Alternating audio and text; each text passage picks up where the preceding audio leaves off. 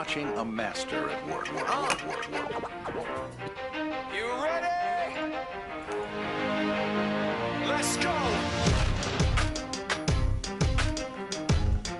Yeah. For those of you that want to know what we're all about, it's like this, y'all. This is 10% luck, 20% skill, 15% concentrated power of will, 5% pleasure, 50% pain, and 100% reason to remember the name. There's only 3 reasons why you're sitting here watching this. Number 1, you love the programming on UPTV, Number 2, you like watching thick guys on TV. Or number 3, the batteries in your remote have gone out, and this is the channel you got stuck with. Welcome back, Friday night, 8 o'clock, UPTV Channel 6. Now, I'm sitting here with the original 84. We ain't gonna talk about 81. The original 84, Randy Moss. I'm sitting here with Ted Washington, Chicago Bears. The Bryant. Oh, I'm sorry. I'm Brian's cousin. Brian Urlacher. I'm the Bryant. You're the Bryant. Yeah. You're, I'm his cousin. yeah. Whatever. We're going to fake like we like each other for this next hour. We're gonna fake like we like each other for the next half hour, and then in the second half hour, we ain't gonna like each other. Okay. Tell it like it You is. ain't going to like me. Especially after Sunday. I may not like you after the next 15 minutes. Okay. UPTV Channel 6, tell it like it is. Fighting Illini weekend. To be an Illini sports fan is a good thing right now. Whether it be football or basketball, you got great things happening over on campus. The football team have won 5 straight. They're ranked 18th in the polls. They're going to Iowa City this weekend to take on the Iowa Hawkeyes. And we're gonna see if what do we want to call it, the immovable force against the irresistible object, meaning the Hawkeyes run defense and the Illini's run offense. What's gonna happen when they come together up there in Iowa City? Penn State had a top-notch defense against the run too now. Yeah, Penn State did have a top-notch defense against the run. Right now, Illinois, What, 300, almost 300, 280? 280. I was ranked, 30th in the nation with the run defense. They only give up about 130 yards a game. Illinois, on the flip side, though, is number 5 in rushing offense. Yeah, hard to stop.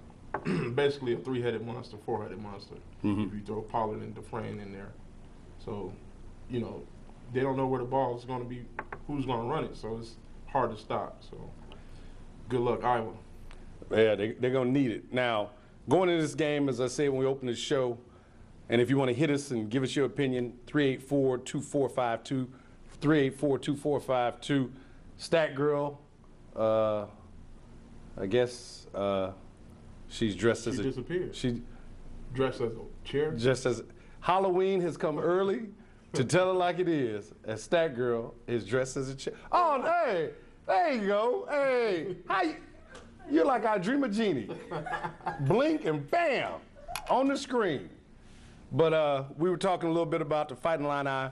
They go to Iowa City to take on the Iowa Hawkeyes. And we were just sitting here talking about Illinois' rush offense and Iowa's rush defense. One of the things I want to talk about is that Iowa has lost 8 straight Big Ten games. Sound familiar? Yeah. So, as of last year, so this is a game. We're a team, we're in no shape to be looking past anybody, looking forward to Michigan. Got to take each game as they come. We were right in this position for 3 years in a row, you can probably say. Hey, I was looking to make the big upset, so Illinois got to watch out.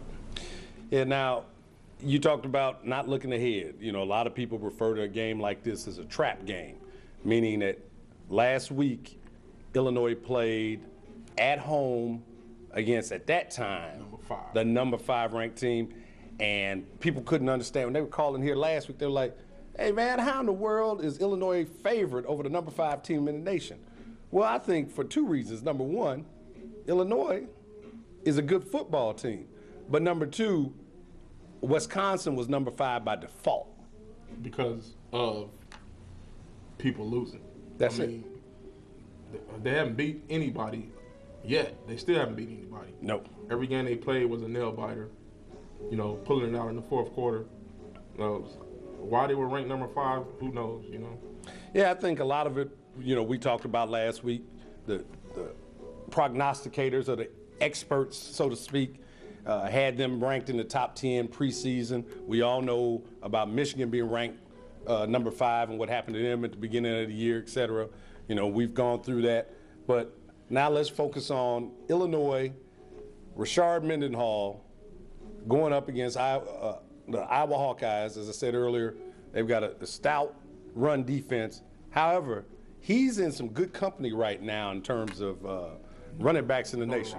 Yeah, as you say, he was nominated to be on the list for the Doak Walker Award, which is for best running back in the nation. Right. I think he belongs. I think he even has a shot at winning it. Depends on. This is one of those things. It's going to be a team award too. Right. Because as your team goes, the yards are going to come, and the team will be rewarded by Mendenhall winning that award. Now he's run for 772 yards in 6 games. The nationwide attention has gone to guys like Mike Hart out of Michigan, McFadden out of Arkansas.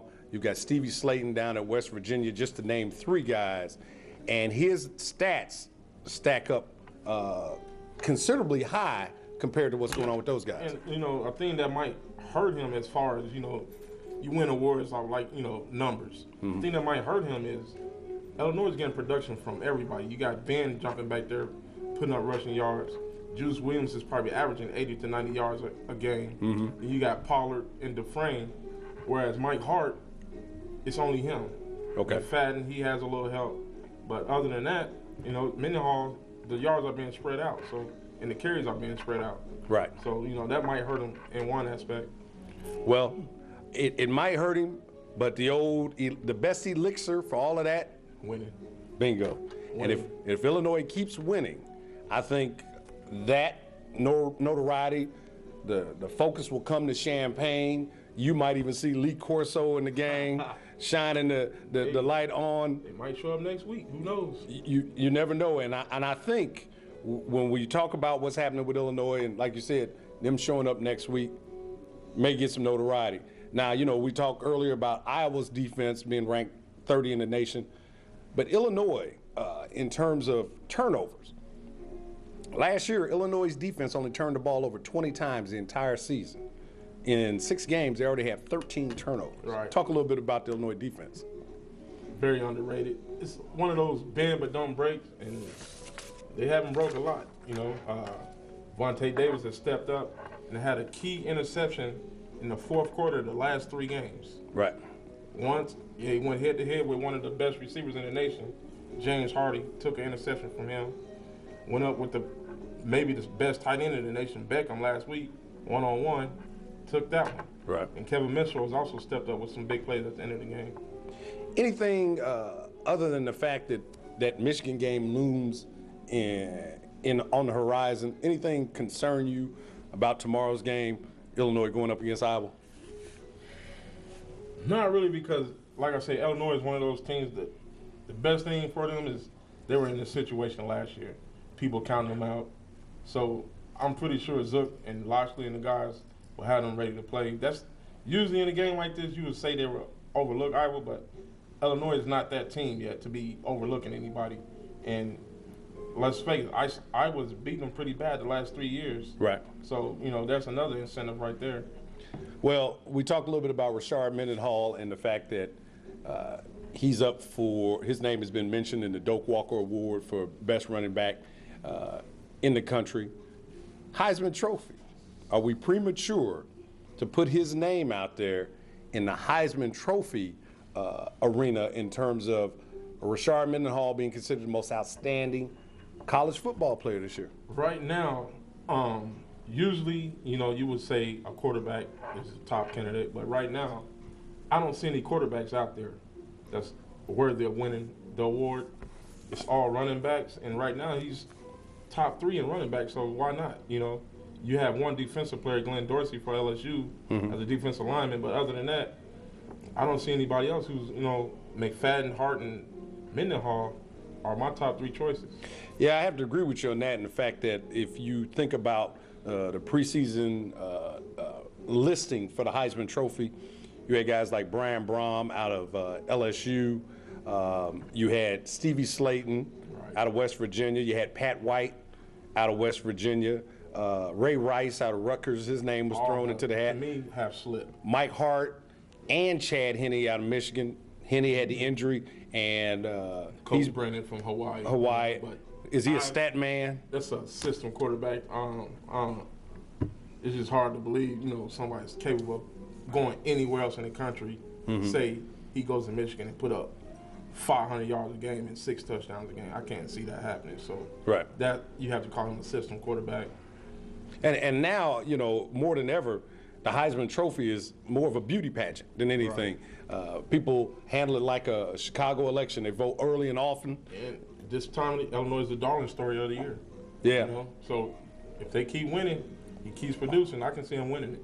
Well, we're going to see how you produce out there with these phone calls at 384-2452, 384-2452.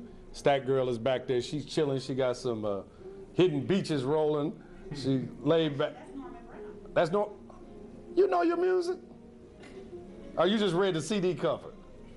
Come on now. You don't know Norman Brown from Charlie Brown. Whatever.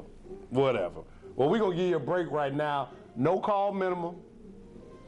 No, hold on now. Hold on. I'm in my Steinbrenner mode. Uh-oh.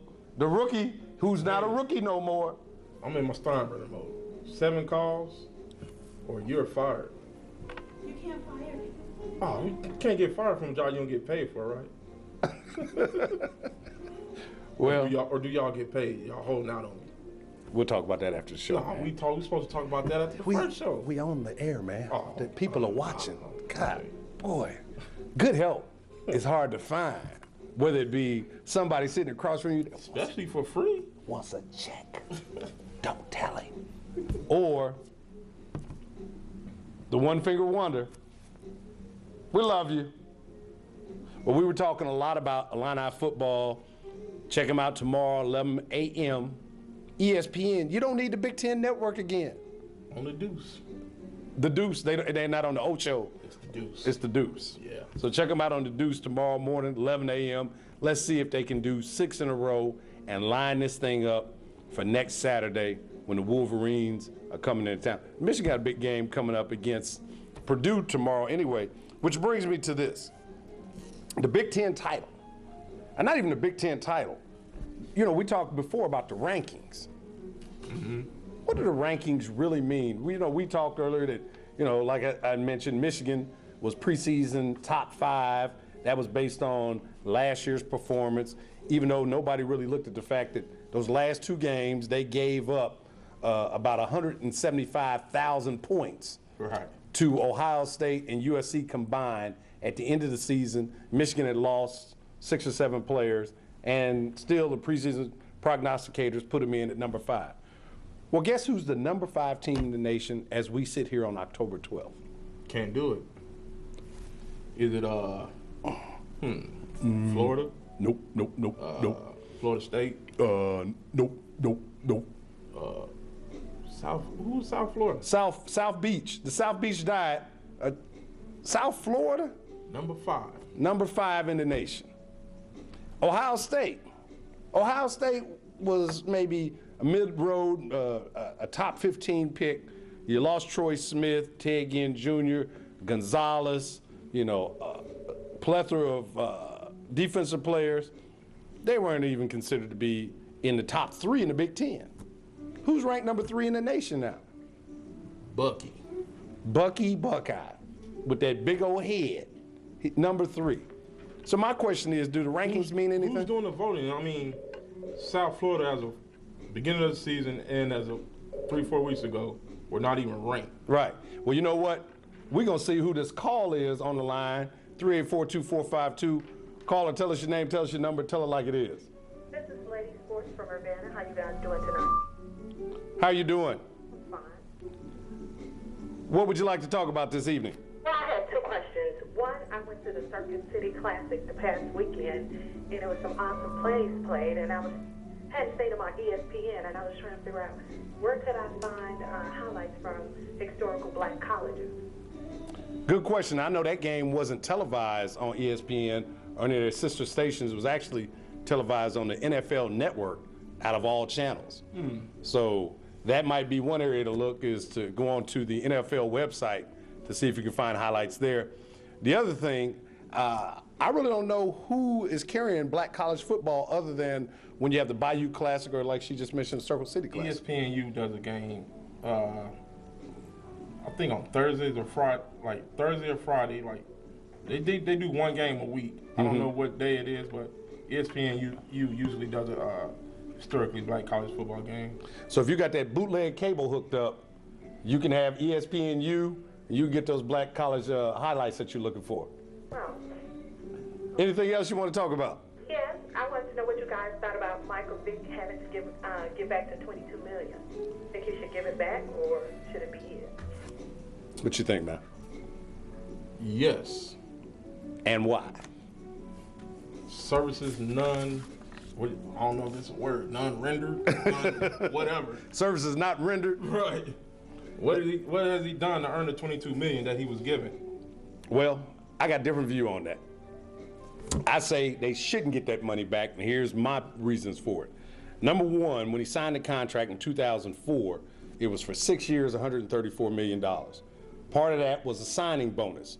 Now, last time I checked, the definition of a signing bonus is you sign a piece of paper and put your name on it, and they hand you your bonus. Yeah. Now, they do spread the bonus out over a 2 or 3 year period. His bonus had nothing to do with performance on the field. However, from 2004 to 2006, he did perform on the field. So he performed it shouldn't be $22 million. It shouldn't be $22 million. It should be whatever money that was going to be paid to him starting this year on. He shouldn't receive. And honestly, he was probably taxed on that money. He didn't put $22 million in the bank. He got $11 million. I know Arthur Blank. No, he didn't put $22 million in the bank. Exactly. That money. So, in the tax bracket he's living in, $22 million is actually 11. Right. Cut that in half immediately. Right. Then, them dogs cost a lot. So, you might have to resurrect a couple dogs to pay that money back. But I don't think he should have to pay it. I seriously doubt if he got $8 million in the bank. I seriously doubt if he's got $2 million in the bank. Right. So I don't think he should have paid it back. Big Wayne said he should. That's the reason why the show's called Tell It Like It Is. Not the whole $22 million. I do prorated or whatever, break it down. Exactly. What he's serviced on the field, and then he should pay that back. The Player Association for the NFL is appealing the ruling by the special master. Isn't that ironic that the guy who made the decision is called a special master? Makes you think, makes you wonder. Well, caller, we appreciate you hitting us. You hit us anytime. 8 o'clock, UPTV Channel 6, Tell It Like It Is. Thanks for watching. Okay. Take care. Bye-bye. Yeah. Oh, Mike Vick, that $22 million would have bought you a lot of milk bones. Was Fido really worth it? No. Fido and the boys, I should say. No. God. Fido, King, Rex, Fang, T-Bone, Nook, all the dogs he had, not worth $22 million. But once again, that's Mike Vick. That's his issue. We're gonna get past Mike Vick. We're gonna move on, talk a little bit more about the Fighting Illini. Now, we talked earlier about the football team, but right now, the doors, they opened up about 20 minutes ago. The doors open over at the Assembly Hall to kick off the 2007-2008 basketball season. Bruce Weber and the Fighting Illini are over there, March Madness. Pink T-shirt, get you in. That was Bruce right there. Wait a minute. Did he do this? Bruce wiping his forehead, huh? Yeah, I think Bruce put in a little bit of work this week, and I think he might have been feeling a little pressure about getting some of this in-state talent. Yeah, he's been catching. If you think about what happened, 2005, Illinois was sitting pretty, runners-up in the national championship game, and everybody thought that Coach Weber and the gang would parlay that championship appearance into some big-time recruits coming here. Had the top three, two of the top three guards in fold last year. You had Derrick Rose and you had Eric Gordon wanting to come and check out the University of Illinois, And then Derrick Rose said, no, I'm going down I-57 South, but I'm going to keep rolling. I'm crossing the state line. I'm going to Memphis. Eric Gordon, Never hit the border. he got engaged, but he broke off the engagement and never married us. And now Left he's us at the altar. left us, man, high and dry. He didn't want an orange and blue wedding is what it was. Eric Gordon wanted a red and white wedding, and he got one. And then after that, what happened? You had recruit after recruit after recruit falling off, going. Scott Suggs, top player out of Washington, Missouri, down in the St. Louis area. Way Bow. to Washington. Took off to Washington. You had Shumpert, Shumpert. Dunnigan, and your guy out of Hales Franciscan. They take off to Oregon. You know, you had a lot of guys in this upcoming 2008 senior class committing to other schools. Liggins goes down to Kentucky. They had the guy down in Kentucky who went to Kentucky. Yeah. And so everybody started criticizing Coach Weber in terms of he's a great X's and O's guy, but he can't recruit. He was criticized for inheriting a team. I'm waving the white flag. All you bums out there can surrender that call now, because not one, not two, but three of the top in-state players announced in the past 48 hours they're going to be fighting the line. 2007 now, the commitment doesn't, Eric Gordon proved to us last year, the commitment, it's a lot, but what does it mean until you do this? Till you sign on a piece of paper. Right. I think when you look at it from this standpoint, you've got DJ Richardson, 6'4", shooting guard out of Peoria. You've got Brandon Paul coming out of Warren Gurney, 6'2", guard, rising on the charts. And then you've got Joseph Bertrand, a 6'5", swingman, shooting guard out of Sterling, Illinois. The first thing I say is they all are natives of the state. So I think that gives a little more credence to their commitment. Number two, some of the comments that were made by the players' parents. I think Richardson's parents and the other guy said it best. Right. When Richardson made the commitment, the other guys He fell in line. basically recruited the other two. There you go. So, by him doing that, that really shows that he wants to be here. And the final thing is, let's go back now to what we talked about earlier with the Final Four team. These guys would have been, what, 7th, 8th graders when Illinois went to the Final Four. How impressive would be on a 12, 13, 14-year-old compared to a guy who's 16, 17 when Illinois went? Those guys who were 16 and 17 after Illinois went to the Final Four, they already had their minds pretty much made up where they were going to go. Already been recruited heavily by some of the top-notch schools. So does this now, with bringing in Paul and Bertrand and Richardson, will the critics stop complaining? Yet to be seen, because it still has to be transferred to the court. And those guys' stock could slide by them being juniors. So we'll see. But at the same time, you don't wait till someone is blossom full out of senior year to offer. So I guess Weber, kind of saved himself a little bit. Yeah, Probably bought himself a year or two. I think he bought. I agree with you on that. I think he bought himself a year or two. The other thing is he's got the young man out of Chicago. What's his last name? Richmond. Yeah, Jeremy Richmond. Jeremy Richmond, who has made a commitment to come to Illinois, and he made that last year as a freshman. Right. He's only a sophomore, one of the top sophomores in the nation in terms of college recruiting. And so now with Richmond's commitment coming in for the 2010 season, these three guys coming in 2009, the key now will be who, if any, of the 2008 class are going to make a commitment to the University of Illinois and come in and be on the court next year as freshmen. Right. It's a lot of guys out there that have not made commitment locally. We've got Verdell Jones here in Champaign that have made a commitment. Conversation about Illinois, Minnesota, Oregon, and Kentucky and Kansas, just to name 5 teams that are looking at him. You've got some other guys nationwide who haven't made that commitment yet. Right. So it comes down to if he can get 1 or 2 solid guys to come in next year, and these 3 guys coming in 2009 Richmond coming in 2010. Yeah. I think the people can stop complaining. And he also made a great coaching move. I mean, you can almost count this as a recruit by him redshirting Jamar Smith. If he works out and does what he's supposed to do to get back on the court, you'll be adding him for 2 more years after this season. And that's an excellent point in the fact that you got guys like Chester Frazier, who's a junior this year. Right. So next year he'll be a senior.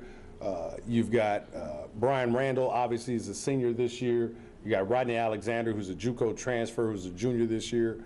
Sean Pruitt's a senior.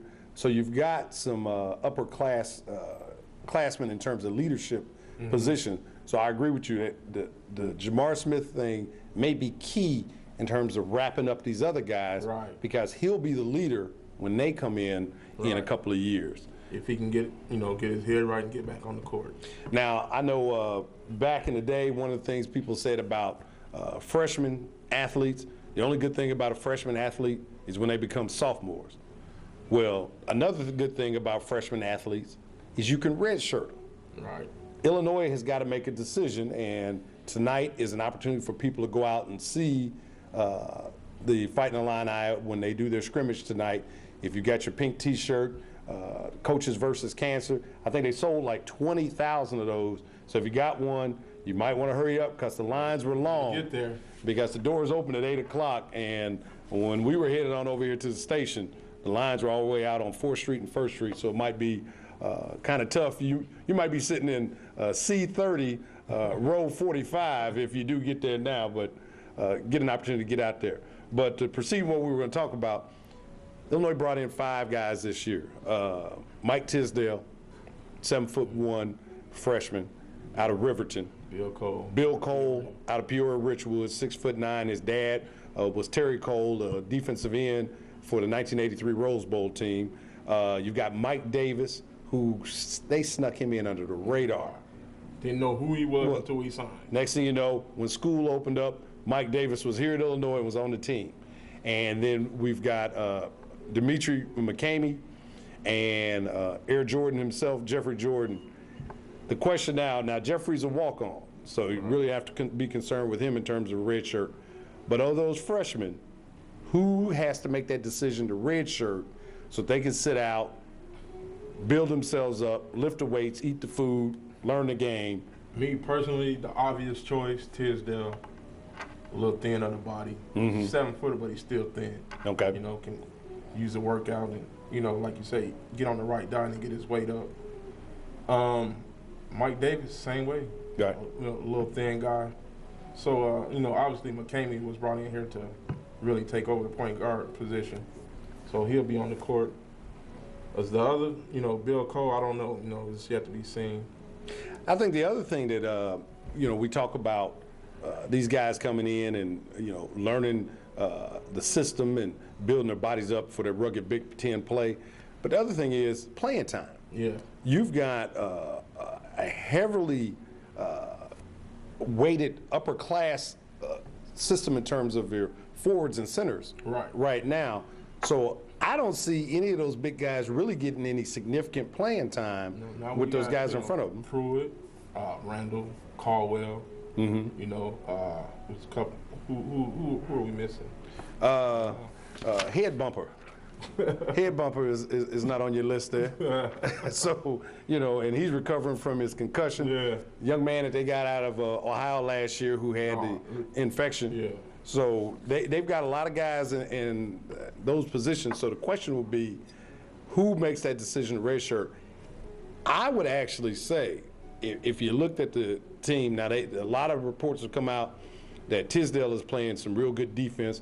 He's 7'1". The old saying, you can't teach height, but he's only 220.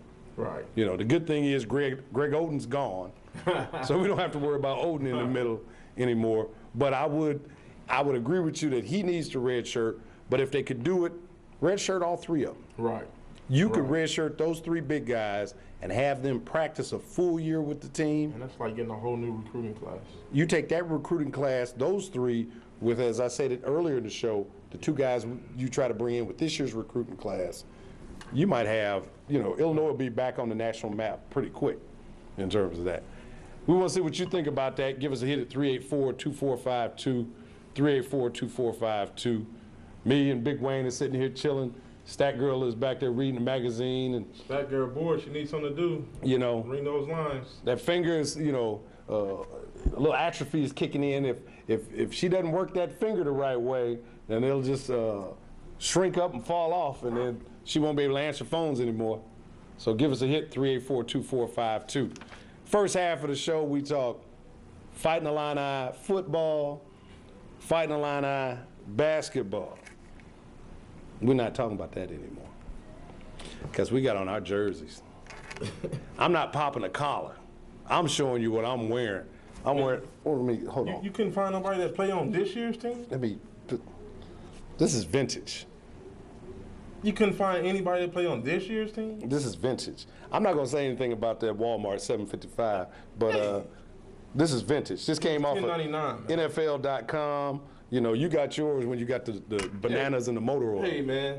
I got this when this dude was a rookie. It's still looking fresh, man. Yeah, it looks like his jersey, unused. Oh, yeah, okay. Yeah. We're rolling into the NFL. This Sunday, week 6, we're going into, first of all, the big national game. Everybody, we're going to get into our game. Bears Viking? That's the only game in my world, man. Well, we need to get you out that small world you live in. Okay. Come on out here with the rest of us. Big game. The New England Patriots take on the Dallas Cowboys. New England. The cheaters versus the cheaters. Ooh.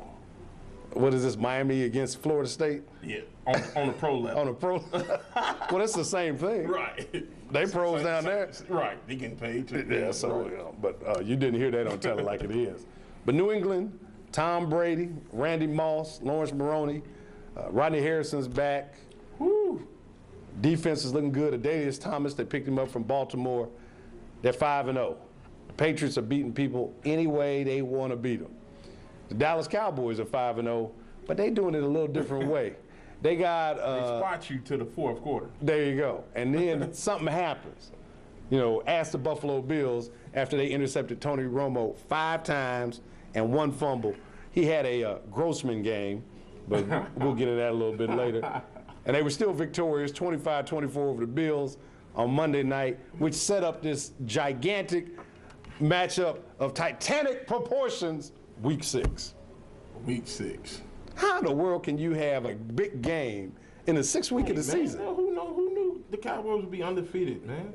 Did you project them to be undefeated? I didn't predict them to be undefeated. I know it's some, how about them Cowboy fans sitting out there watching us? I don't think they thought the Cowboys was going to be 5-0 going into week 6. Hey, NFL can't help it, man. They made the schedule you playing. Nobody thought the Bears would be undefeated week 5 last year. Yeah, but we ain't talking about last year. We ain't talking about the Bears. Hey, we ain't gonna be talking about Dallas being undefeated after this weekend either. Oh, so wait a minute. Hold on. Let me bend my ear over there. Patriots. The who? Patriots. The Patriots. Yes. Big Wayne says the Patriots. I want to hear why. Dallas hasn't stopped anybody. You Okay. know? Randy Moss is running like it's 1998 again. Right. You know, till they show me they can find somebody to stop Randy Moss. Then if they do that, they still got to deal with stalwarts on the other side. Well, I tell you what. I'm gonna stop you right there. So we go to these phone lines at 384-2452. Call and tell us your name. Tell us where you're calling from. Tell it like it is. This is Lady Sports again from Urbana. Yes, ma'am.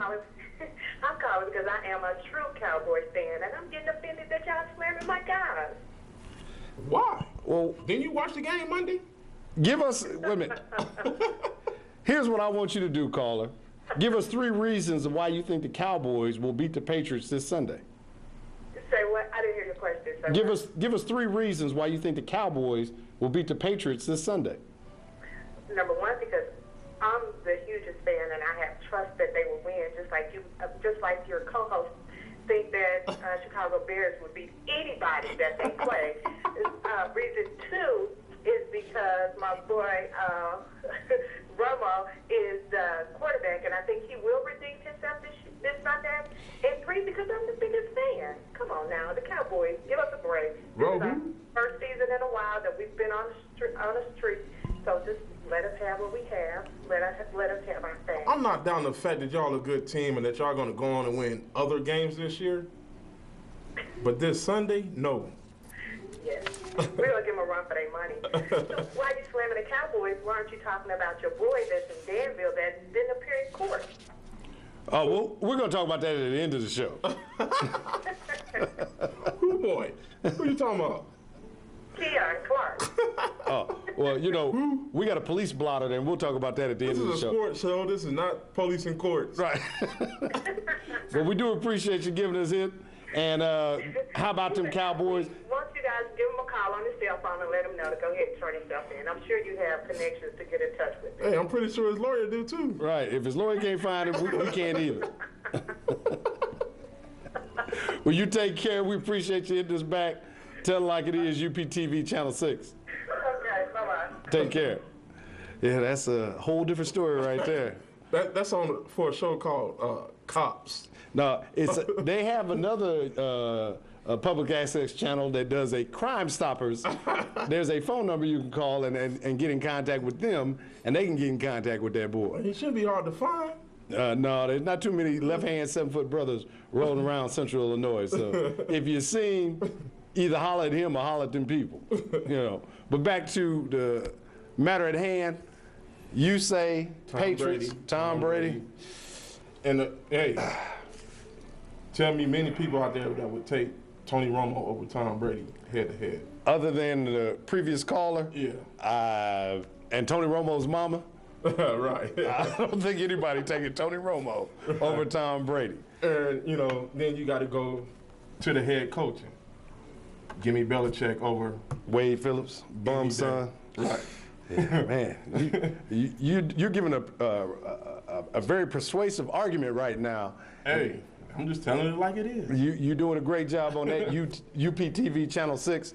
Give us a hit at 384-2452, 384-2452 if you got any opinions on this coming Sunday, Week 6 NFL games. Now, we talked about Patriots and the Cowboys, and you brought up Randy Moss. Right now, after the 2-year stint he spent in Oakland, everybody said that he lost a step, he too nicked up, he wasn't the same Moss that played, you know, as I wear him and lift him up in Minnesota. Now he's with a solid quarterback, as you mentioned, in Tom Brady, championship caliber team in the Patriots. Mm-hmm.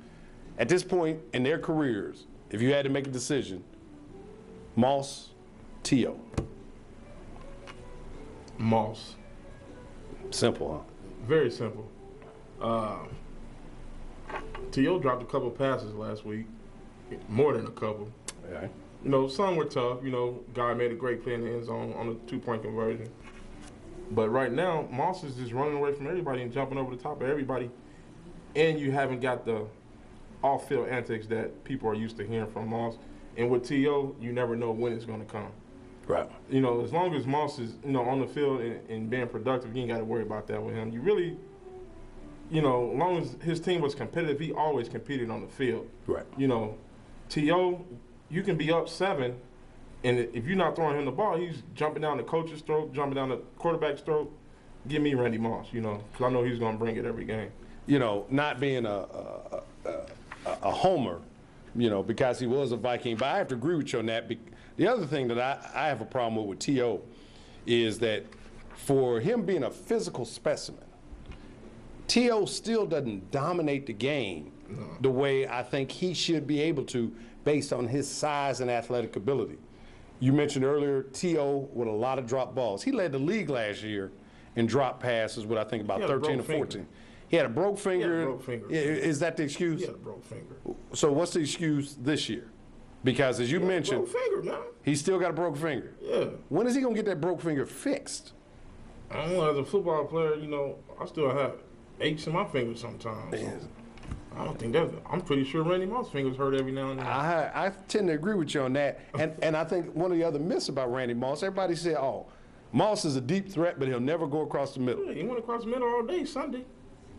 And Tom Brady is finding. I think Randy Moss or any other receiver will tell you, I'm not going across the middle if your quarterback's going to lay you out. If you don't have the right guy throwing the ball. And he's now He had the right guy early in his career. He was super productive then. When he went to Oakland, they had nobody. What, George Blanda was still quarterbacking.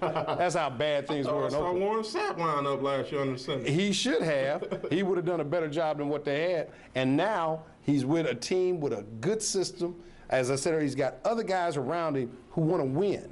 And I'm still looking for that step he lost. I think everybody else is looking for that step he lost too. I don't know where it's at. Well, I guess right now, instead of running a 4-1, he runs a 4-2. Oh, dang. It's ridiculous. It is ridiculous. But, you know, when we look at T.O. and we look at Randy Moss, for my money, I think Randy Moss has been head and shoulders better than T.O. ever since he came into the league. Yeah. You know, T.O. has had to do a lot of things on the field with the Sharpie and, you know, the different end zone antics and some of the off the field stuff to keep attention on him in terms of his football career. You know, he did have a good season. I grant him this when he was in Philadelphia, where I think he went for about 14 touchdowns when they went to the Super Bowl that year. But even with that, Randy Moss consistently has been better.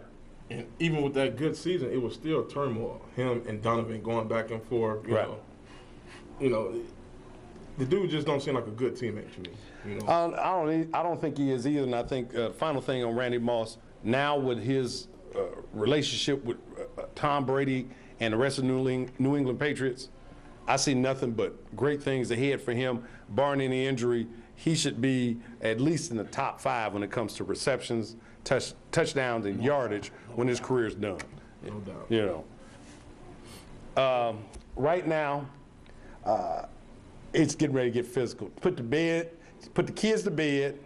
You know, if you don't like violence, you might want to change the channel from UPTV Channel 6, Tell It Like It Is, to something else that's on, because there's only one game right now in our world. In your world, it was only one game, but now in our world, there's only one game. Bears, Vikings, Sunday, Soldier Field, 12 noon. Say your piece. Say my piece? Say your piece. Say your 6 piece. Sorry for the butt whipping we going to give y'all. That's it. And then you're going to extend your hand? You're going to extend your hand? Well, You're going to extend your hand after that? Be like that. What did you tell me AP was going to go for? Let me break a couple things down Break too. it down. Minnesota, 1-3, struggling this year. They got a This year. second-year This year. quarterback, Tavares Jackson, who was out after the first game with a groin injury, and actually out last 3 games, and they've lost all 3 of them. They lost to Detroit, Kansas City, and then Green Bay. Minnesota's defense, number 1, or in the top 3 when it comes to run defense, only giving up 62 yards. As we all know, the Bears are struggling this year with their, We don't even you run the know. ball. I mean, okay. Exactly. And then you got Brian Grossman or Rex Greasy, whichever guy. I still don't know who the quarterback is in Chicago. Sometimes they. The one that went up there and beat your boy Brett. Okay, well, we'll talk about that a little bit later. Okay. But and going into Sunday's game, it's going to be a matter of 2 areas. Do y'all even line up with a quarterback, or do y'all just hike it straight to Peterson? We run the old single wing. You know, I mean, who is y'all quarterback? really doesn't matter when we run the ball up the gut. One of the things I'll be looking for is, as he keeps mentioning, first of all, we have the male Adrian Peterson. We'll be sure to get that on the air. Minnesota has the male Adrian Peterson as opposed to the Bears, their 3rd down back. The other thing, not only do we have Adrian Peterson, but we have Chester Taylor, who ran for almost 1,300 yards last year. Okay. So I'm looking for a grinded out game. The 2 things that I think will be key in this game, turnovers always a key, and especially when you got a young quarterback like Jackson for the Vikings going into a hostile environment. The key for Minnesota is to run the ball and keep the ball away from the Bears defense, not turn the ball over. The other thing is, and I'll give the Bears this one area because I think he's probably one of the top 5 phenoms to come into the league in the past 5-10 years, Devin Hester. You cannot allow Devin Hester to return a punt or a kickoff. It changes the whole complexity of the game, as other teams have found out in the past when it comes to the Bears. However, the last thing I'll say is that with the Chicago Bears offense, we know they got to throw it. We know they're going to throw it. It's just who's going to throw it. No problem. Who's going to throw it? Okay, I'll give you that. You know, AP, Rookie of the Year so far. Mm-hmm. Chester Taylor. You know, I can see they might put up 200 yards. They just might give you guys 200 yards. Rushing. I ain't seen many football teams win a game with just 200 yards. I tend to agree with you there. And like you say, the Bears go up early, touchdown in the field goal or so, get a couple turnovers. Can y'all pass and come back? I mean, I haven't seen many teams come back on the ground. And I think that's an excellent point. That's why, as I'm pointing out earlier, turnovers are key. I don't think Minnesota's going to have to worry about that, though. I think with Peterson running up the middle along with Chester Taylor and that stout defense, look for a defensive score. I forgot Darren Sharper said the tight ends won't catch a pass this week. Right. If they do, he'll be fired. But nevertheless, look for one defensive score from the Vikings defense. My prediction, Minnesota 13, Bears 7. Wow. Ouch. So how y'all gonna score 13 points? An offensive, two field goals and a defensive touchdown. There it is. I said it. UPTV Channel 6 is on wax, DVD, tape, whatever. Stat Girl, you heard it. You confirmed it. Minnesota 13. 21-10. 21. Oh, Minnesota. 21-10 Bears. My comrade has now said 21-10 Bears. 21-10 I'm gonna give you Bears. the scoring scenario. Okay, I'm listening. Olsen gonna score the first touchdown. Mrs. Olsen. Folgers. Yeah, Mrs. Olsen. Folgers. Yeah. Okay. Then we got The female Adrian Peterson. Cedric. You know, I don't know how I'm going. Cedric smoked out. Right, Benson. He's gonna plunge it in from about 5 yards. You know, after a defensive turnover. Okay. Set us up in the scoring. Hey, after that field goal y'all kick, y'all got to kick it off. To who? Don't have to kick it to him, but we do have to kick it off. I don't know why people do it every week. They try him once a week. Yeah. Hester's due. He hasn't done it in. He didn't do it last game, so he do this game. You think he's due this game? Hester scored the last touchdown. It'll be interesting to see. Mark it down, folks. Olsen, 20-yard reception. Benson, 5-yard run. Devin Hester, kickoff return. And I'll say this right here on the air. If the Bears win, I'll bring my Bears cup in here and drink from the Bears cup orange and blue Kool-Aid. I will poison my system with Bears Kool-Aid if that You happens. gotta worry about that for me. I don't even own it. Why do you own a Bears cup? Well, I got that Bears cup. Let me explain it. That cup came from the Super Bowl. Undercover Bears fan. You can check out my covers. Ain't no Bears in there. But That's what Leah said. I'm moving forward. Brett Favre, you brought him up earlier. Bears went up to Lambeau Field, came back and won. Is Brett Favre Rewind the tape, Mr. Stovall. Last week I said Brett will let you in the game with a turnover. And he did that. Why he threw that pass, I don't know, but thank you, Brett. Third quarter, Brett Favre gave it back to the Bears. We're going to give it back to the phone lines, 384-2452. Call, tell us your name, tell us where you're calling from, tell it like it is. You know who this is. This is Tata, fool. Hey, Wayne, What's going on? when they lose, tell them to switch jerseys, which burn me. Wear my jersey all show he next has week? to wear your jersey. Let me explain something to you. I have sensitive skin, so I don't know if I can put on that polyester blend that Hey, he's wearing. Tata, real men don't wear purple, bro. Real men don't wear purple. That's what he needs to do, man. He needs to wear your jersey. Well, I tell you what, when they win, what are you going to wear? Can we dress you up in a Viking jersey? Oh, no, man, I can't do that one. Oh, that's true. They don't make 7Xs. Hey, Oh, Hey, my bad. But that's okay, though. You know, you probably can't fit in our Wayne jersey when your arm's too short. That is exactly true. That's the reason why I won't put it on. And the other reason why I won't put it on is that Minnesota will win 13-7. Thanks for calling UPTV Channel 6. Tell it like it is. I'm going to check the roster before I call you back. Right. Take care. All right. We got to move forward. why? Because y'all still living and harping on this Bears-Viking game. We got other games to talk about. We getting into the last quarter of the show. UPTV Channel 6, sitting out there watching us. I got to say this before we even get close to getting off there, but thank you. You know how much we appreciate the support and the love we get from the community when we do this every Friday night at 8 o'clock on UPTV Channel 6, Tell It Like It Is. Everybody must be at the line on managers. The phones ain't ringing. They ringing now. You know what it was? Everybody had to get their chicken. You know, you got to wash it, get that grease off your hands. You can't dial. It's hard to dial. Right. Hit your cell phone when you're doing it like that. But phone line starting to warm up. Stat Girl's now doing her job back there. 384-2452. Last 10 minutes of the show, you give us a hit. Joe and Big Wayne doing big things on UPTV Channel 6. We're going to go back to these phone lines as soon as Stat Girl get through talking to her cousin back there. Stat Girl, your cousin on the line? Oh, it's for me. Tell him I'm in the shower. Call her. Tell us your name. Tell us where you calling from. Tell it like it is. Hey, this is Doug. I'm over here in Urbana. Yes, I sir. just want to let you know that you're giving Peterson a lot of crap, but he holds the Bears franchise record for tackles on special teams, so he ain't exactly worthless. Now, I give him a little crap, and then you just mentioned that he's a special teamer, all-time tackler. That just gave me more fodder there, Doug. What? Now, I want to see what he's going to do when he actually has the ball in his hands on Sunday. Will he produce? Well, I guess we'll find out. He's never really had much of a shot. Yeah, well, one of the reasons why, and I think my partner will agree, is that excellent offensive coordinator that's sitting up there in the booth. Is that what you call it?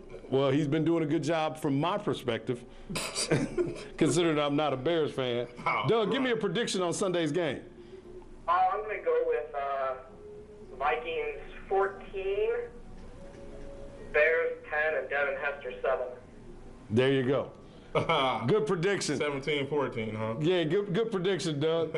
We'll watch for that Devin Hester fumble out of bounds Yeah, okay. to end the game and gotta Minnesota catch him come out first. victorious.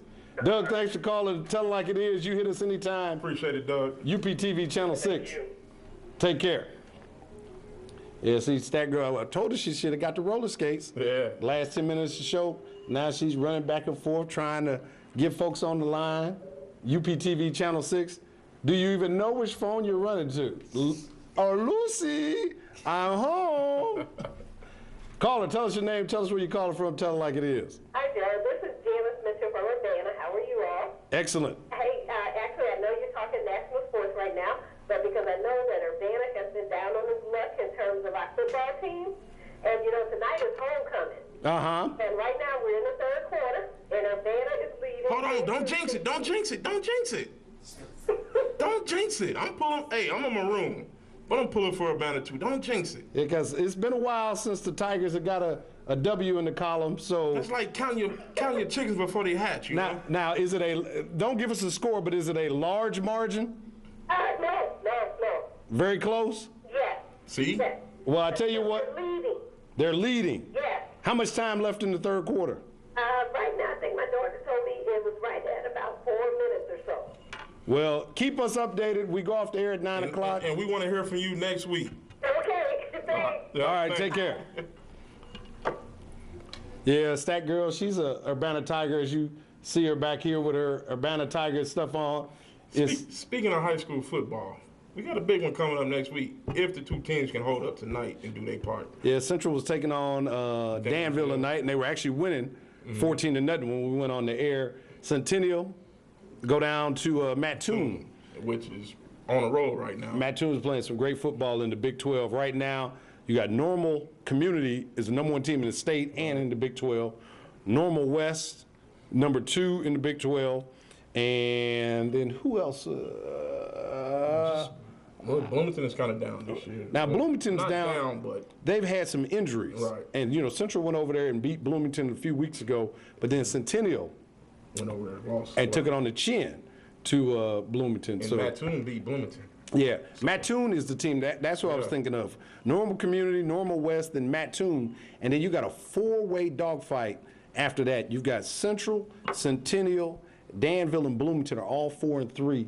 And if you can go 6-3, then you're definitely in to the state playoffs. 5-4, Cutting it close. cutting it a little too close.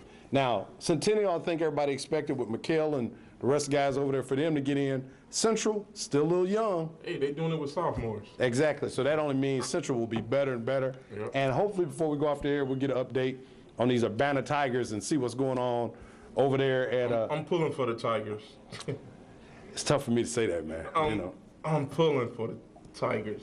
Now, we got a couple minutes left in the show. UPTV Channel 6, tell it like it is. If you got any comments on anything we've been talking about tonight, give us a hit. 384-2452. Stat Girl, see if she can squeeze you in between her magazine reading and fingernail painting. You know, she's really hard at work tonight, people. Whatever. Now, Barry Bonds, his mistress came out in Playboy. My question is, Perfect timing. yeah, isn't that amazing? Wow. Did you see it? Haven't seen it. Do you want to? If it's his mistress, and this happened how long ago? 9 years. And I'm pretty sure she went 15 then. So They do amazing things with computer graphics and airbrushing. my point is, I know she over 30, Yeah. probably over 35. Yeah. In Playboy? Hey, Hef ain't getting no younger either, so Oh. I guess But Hef ain't taking pictures either. that's true. He's just taking pills. Yeah.